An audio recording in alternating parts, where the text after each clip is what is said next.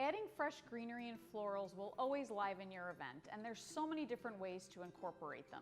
Today I'm going to show you how to make a garland.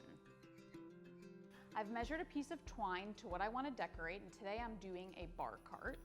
So I've already started, and I'm going to show you how to continue what I've been making here. And the first step is to add the greenery, which will be the bulk of your garland. And I am using something called Ming fern. So you want to start out with long pieces of the fern. So you can kind of just leave it in the way it comes in a bundle. And one by one, you want to layer it onto your cord. And to attach it, I'm using a green floral tape. So I'm going to tack it down. And as you can see, I started the garland, and I'm just going to continue to layer the fern first. And then I'm going to add the pretty flowers. So tacking it down there, stretching out the twine. I'm going to tack it down here as well. And then I think it's time for another piece to layer. And I'm overlapping it probably about 4 to 6 inches to make sure you get nice, full, fluffy greens on your garland. And again, I'm gonna go in here. And right where I left off, I'm actually gonna go right over the other floral tape from the last one that I attached.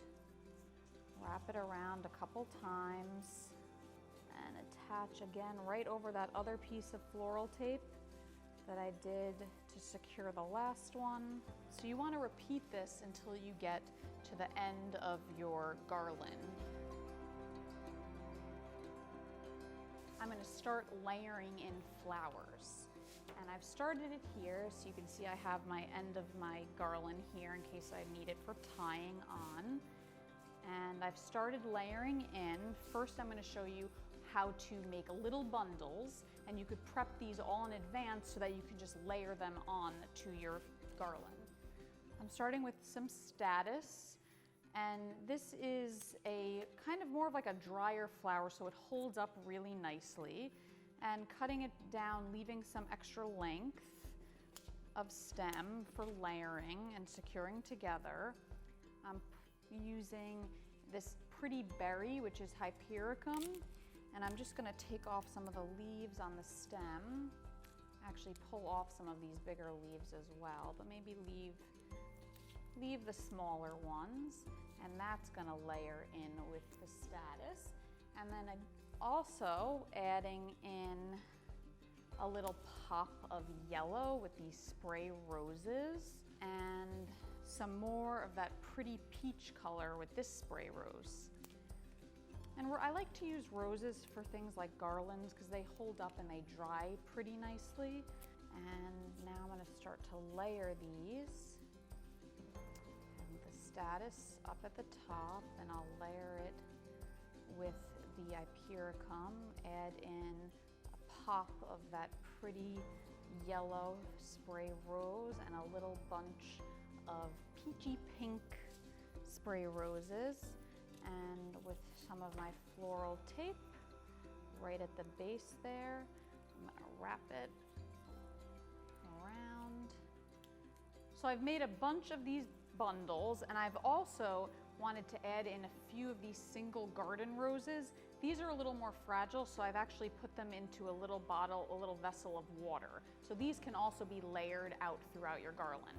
So I've already started here, and I'm just gonna add in another little spray that I created, a little bundle. And this time I'm gonna use some gold wire and just twist the wire around.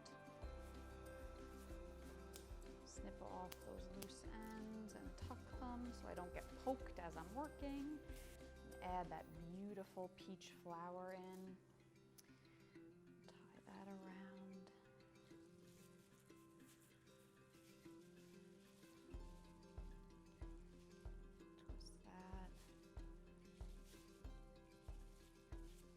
And then you want to make sure you cover that water vessel.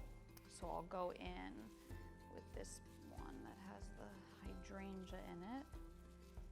Separate some of that fern underneath so it kind of integrates into it. Looks really natural, like it grew that way. Making garlands and wreaths and even bouquets can be really repetitive. So once you start to get the hang of it, it becomes super easy.